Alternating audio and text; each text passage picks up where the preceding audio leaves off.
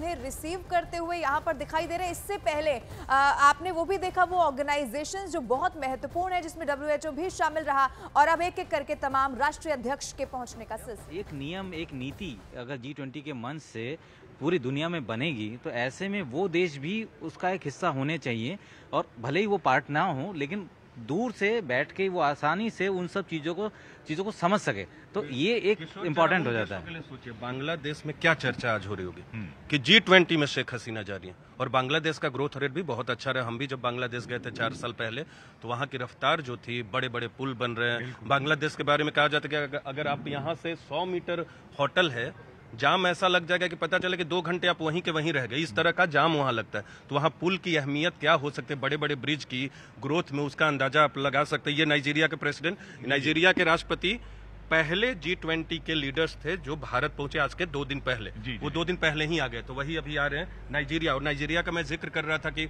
दक्षिण अफ्रीका के साथ जो परमानेंट मेंबर है और नाइजीरिया जो कि अतिथि देश के तौर पे है, तो जब अफ्रीकन यूनियन को आप रखेंगे एजेंडा में, तो कम से कम 2 देशों की आवाज तो होगी, उनकी तरफ से भी तो कुछ कहा जाएगा कि हाँ भैया शामिल कीजिए, हम लोग की स्थिति बहुत खराब है। और 4-5 अफ्रीकन यूनियन के देश तो ऐसे हैं जो बिल्कुल चीन से परेशान है, उनके डेट पॉलिसी से परेशान है, और वो चाहते हैं कि भैया इनसे छुटकारा मिले, अगर हमको वर्ल्ड बैंक हो, IMF हो या G20 जैसे ऑर्गेनाइजेशन हो, मदद करें। इसी वजह से चाइना जो है वो नहीं चाहता कि कोई भी ऐसा वर्ल्ड बैंक का कोई ऐसा सुधार। वो तो नाइजीरिया के राष्ट्रपति का स्वागत करते हुए, बिल्कुल देखिए, प्रधानमंत्री भी स्वागत कर रहे हैं। आप सोच सकते जहाँ पे मंच में जिस जगह पे खड़े हैं वो बैकग्राउंड कितना खूबसूरत बनाया है। ये जो भी तस्वीरें अभी है, जब नाइजीरियन जो गेस्ट हैं ये जब जाएंगे कोणार्क के सूर्य मंदिर से, जी, तो ये अपने आप में ही एक विहंगम दृश्य है, और हर जगह भारत की संस्कृति को लेके जाएंगे। इनके दफ्तर में भी बड़ी बड़ी फोटो यही जरूर चिपकेगी। क्या मुझे लगता है कि सिंगापुर के प्राइम मिनिस्टर हैं ली सिन लूंग, लेकिन अभी सीक्वेंस में जो था ओमान का था, ओमान के राष्ट्राध्यक्ष को आना था, लेकिन सीक्वेंस इसलिए देखिए कितना प्रोटोकॉल काम करता है, कितना ऑर्डर काम करता है अंतर्राष्ट्रीय या हमारे देश में भी, जो राष्ट्र प्रमुख से लेकर नीचे तक मंत्रियों तक के ऑर्डर होते हैं।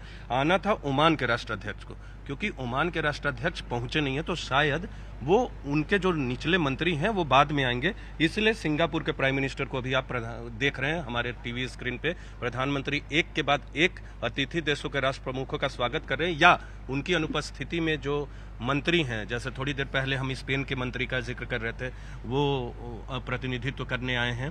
तो अब जो है पहले राष्ट्र प्रमुख आएंगे अतिथि देशों के, फिर उनके हो सकता है उनके रिप्रेजेंटेटिव हैं जो बच गए हैं, या फिर उनका सिलसिला। सिंगापुर के साथ भी रिश्ते जो हैं वो एक्ट ईस्ट पॉलिसी के तहत वो अब एक अलग लेवल पर हैं प्रधानमंत्री के इस कार्यकाल में।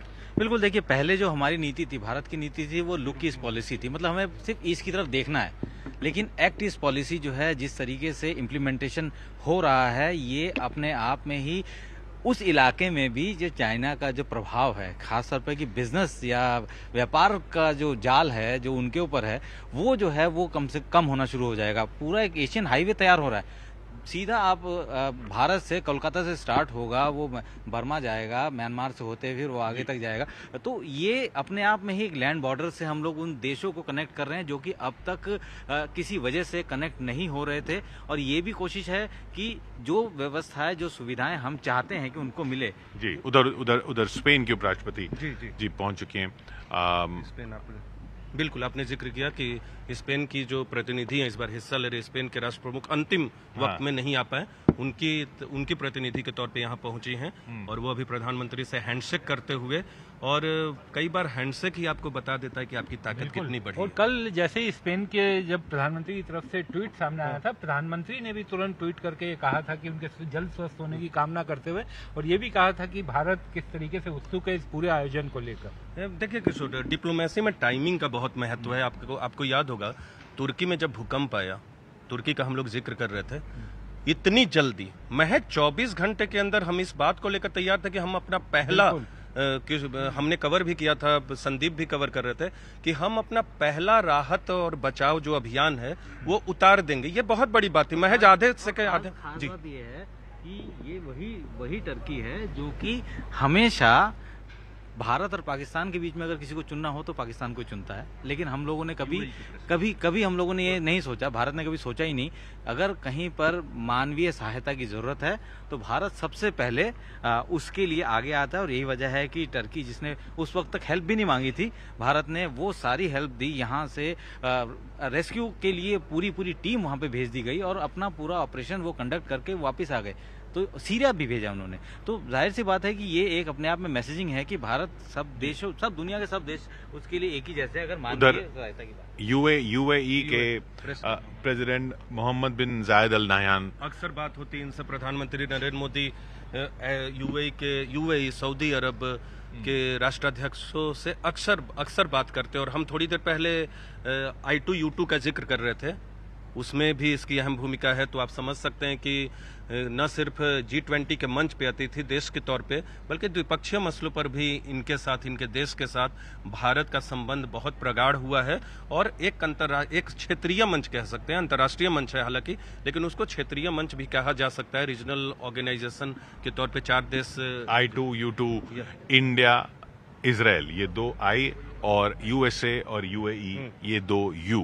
I2U2 एक अहम ग्रुप जो बना है पश्चिम एशिया के लिए, जिसमें भारत जो है अपना एक अहम रोल निभाता हुआ। हाँ, पश्चिम एशिया के, बिल्कुल आप सोचिए अमेरिका, पश्चिम एशिया की जो इंटरनेशनल पॉलिटिक्स है उसमें भारत ने उस ग्रुप के जरिए बहुत बड़ी एंट्री की। बिल्कुल। और इजराइल बहुत करीब है अमेरिका के, इजराइल से हम बहुत करीब हैं। यूएई अमेरिका से करीब है, यूएई से हम करीब है, लेकिन चीन का भी दखल उस इलाके में है। और ये तमाम दखल उसी one belt one road initiative के तहत है, जो चाहता है चीन कि उन शब्दों को शामिल किया जाए। और एक और बात किशोर, की अगर वसुधैव कुटुंबकम को अगर भारत शामिल करने में कामयाब रहता है आज के कल के कम्युनिक में, तो ये बहुत बड़ी जीत होगी। क्योंकि एक वर्ड भी शामिल कराना, वो एक वर्ड नहीं होता, आपके देश की ध्वनि होती है उसमें, और वो पूरे उसकी प्रतिध्वनि पूरी दुनिया में सुनाई देती है। और लगातार राष्ट्राध्यक्षों और उनके प्रतिनिधियों का आने का सिलसिला शुरू है। एक और प्रतिनिधि किशोर जी, तो प्रधानमंत्री मोदी के साथ जो और वो प्रधानमंत्री का अपना अंदाज रहा है, किस तरीके से वो जो बॉडी लैंग्वेज दिखती है स्वागत करते वक्त, मिलते वक्त, हैंडशेक करते वक्त, कई से गले मिलते हैं वो, और वो दिखाता है कि वो न सिर्फ प्रधानमंत्री बल्कि वो तो एक कॉन्फिडेंट देश को दिखाता है, एक किस तरीके से विश्वास से भरा देश, एक G20 की अध्यक्षता करने वाला देश, एक अध्यक्ष लगे उस ग्रुप का। पिछली बार जब बाली में बड़े स्क्रीन पे इसी तरह से सर बड़ा स्क्रीन लगा हुआ था, हम लोग इसी तरह से देख रहे थे, एक विशाल स्क्रीन था वहाँ। मेक्सिको के आर्थिक मामलों के मंत्री हैं जिनका आप स्वागत करने जा रहे हैं प्रधानमंत्री मोदी जी। तो जब पिछली बार आपने कहा कि एक तो कॉन्फिडेंस दिखता है, एक अपने आप पे गर्व होता है कि PM है, उनका एक अपना स्टाइल है, लेकिन जो खुशी प्रधानमंत्री को, मुझे लगा कि वो व्यक्तिगत तौर पे उन्होंने जो तमगा था, जो मिला था अध्यक्ष को, उसको जिस तरह से खुशी से वो दिखाया था वो इंडोनेशिया के राष्ट्रपति के साथ, वो अपने आप में बताने को काफी था कि प्रधानमंत्री सिर्फ गौरवान्वित नहीं है, प्रधानमंत्री सिर्फ ये दिखाना नहीं चाहते कि भारत सबल और प्रबल है, बल्कि ये भी बताना चाहते कि हम बहुत खुश भी हैं G20 के आयोजन को लेकर। और इसीलिए इतना बड़ा विहंगम आयोजन किया है। न सिर्फ भारत मंडपम को तो हमने महज बहुत कम वक्त में, बहुत करोड़ों की लागत से तैयार किया है। 2017 में इस प्रोजेक्ट को फाइनल किया गया था, और उसी का नतीजा है कि भारत मंडपम एक नई तस्वीर के साथ, पूरा प्रगति मैदान का इलाका, उसके आसपास के इलाके में जब आप देखेंगे तो एक नई तस्वीर बनी, और उसी का हिस्सा आज हम हैं। और लगातार एक के बाद एक नेताओं के आने का सिलसिला जारी है किशोर जी। ये ध्वज देख रहे हैं हम, और ये नटराज की मूर्ति जिसके बारे में बहुत बात हुई, और किस तरीके से नटराज की मूर्ति का न सिर्फ यहाँ पर उसको ये दिखाते हुए कि ये भारत होस्ट है, बल्कि उसके अपने मायने अलग हो जाते हैं। भारत की कल्चरल जो हिस्ट्री है, कल्चरल जो रिचनेस है, उसको भी दर्शा रहा है। एक चीज जरूर है कि हमेशा ये देखा जाता है कि दिल्ली की पहचान अगर करानी हो, क्या India gate, president house, Lal Qila, अब ये एक भारत मंडपम जो बना है, ये भी एक पहचान है। अब पहले प्रगति मैदान होता था, आपको घर होता था, लेकिन अब जो पहचान में जो है इसमें इसको भी लैंडमार्क ये भी हो बिल्कुल। जाएगा। और जो जहां पर प्रधानमंत्री इस समय खड़े हुए गेस्ट को रिसीव कर रहे हैं, वहां पर भी कोणार्क सूर्य मंदिर का दृश्य पीछे होना, तो भारत की पूरी सभ्यता संस्कृति का पूरा ध्यान इस पूरे G20 के दौरान रखा गया है। और ये कोशिश की गई है कि देश के अलग अलग राज्यों की संस्कृति और उनसे जुड़ी हुई चीजें बाकी दुनिया के सामने जाई जाए, और वहां के छोटे छोटे राज्यों शहरों के लोगों को भी, गांव के लोगों तक को फायदा उसका मिल सके। इसका पूरा ध्यान इस पूरे G20 के आयोजन में रखा गया।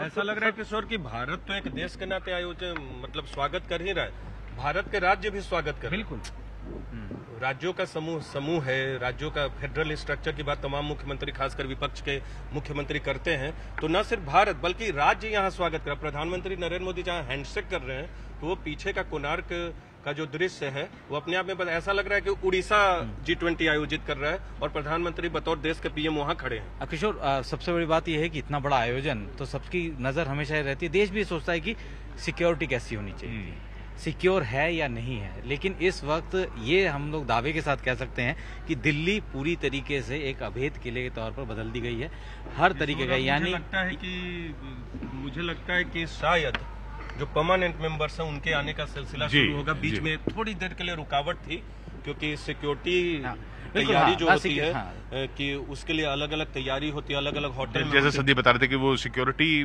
बिल्कुल, और खासकर जब राष्ट्रपति बाइडेन और यूके के प्रधानमंत्री या फ्रांस के राष्ट्रपति आते हैं तो वो जो सिक्योरिटी है वो उसको एक अलग लेवल पे जाना पड़ता है। बिल्कुल, देखिए वहाँ के जो भी उनका जो सीक्रेट एजेंसीज होती हैं वो भी ये डिटेलिंग लेती हैं कि आखिर आपने अरेंजमेंट किस तरीके के किए गए हैं। तो अरेंजमेंट की बताऊं तो सबसे पहला इंपॉर्टेंट टास्क ये था कि इस पूरे एरिया को, यानी कि दिल्ली को पूरा सिक्योर करना। जिस तरीके तकनीक बढ़ी है, एरियल टारगेट जो है वो बहुत ज़्यादा खतरनाक होते हैं, क्योंकि UAVs और ये सब बहुत इंपॉर्टेंट हो जाता है ऐसे टाइम में उनको काउंटर करना। तो क्या किया गया कि जहाँ पे एयरक्राफ्ट लैंड होना है, यानी कि रनवे से 2 किलोमीटर के सामने का जो एरिया होता है, अप्रोच एरिया कहलाता है, वहाँ पे एयरक्राफ्ट की लैंडिंग की हाइट बहुत कम होती है। वहाँ पे उन्होंने एंटी ड्रोन गन सिस्टम लगा दिया। पूरे के पूरे इलाके को जो भी ट्रांजिट रूट है, यानी होटल से लेकर यहाँ तक आने का जो ट्रांजिट रूट है, उसको पूरी तरीके से सिक्योर कर दिया। हम लोगों ने सुबह देखा कि एक भी गाड़ी अंदर नहीं आ रही थी और वहाँ सिक्योरिटी के पूरे इस बीच अर्जेंटीना के राष्ट्रपति यहाँ पहुँचते हुए अल्बर्टो फर्नांडिस अर्जेंटीना, और ये अर्जेंटीना के रंग की टाई है, क्योंकि अर्जेंटीना के रंग जो हैं वो दुनिया का कोई देश नहीं होगा जो नहीं जानता होगा। उनका फुटबॉल जिसने देखा है उसने देखा है कि अर्जेंटीना की फुटबॉल टीम के रंग जो हैं वही इनके टाई में इस वक्त दिख रहे हैं। ये अर्जेंटीना के राष्ट्रपति अल्बर्टो फर्नांडिस का स्वागत करते हुए प्रधानमंत्री मोदी। और दक्षिण अमेरिका के 2 देश, दक्षिण अमेरिका महाद्वीप की अगर बात करें तो 2 देश, एक ब्राजील और अर्जेंटीना, इसके जो परमानेंट मेंबर हैं G20 के, वो दोनों आपको यहाँ दिखेंगे। उनके राष्ट्राध्यक्ष यहाँ पहुंचे और पहला जो नंबर था अल्फाबेटिकली परमानेंट मेंबर के नाते वो पहुंच रहे थोड़ी देर के बाद। बाकी इसके बाद ऑस्ट्रेलिया के PM का नंबर होगा और देखिए एंटनी अल्बनीज, ऑस्ट्रेलिया के प्रधानमंत्री एंटनी अल्बनीज पहुंचते हुए प्रधानमंत्री उनका स्वागत करने के लिए वहां तैयार भारत मंडपम में।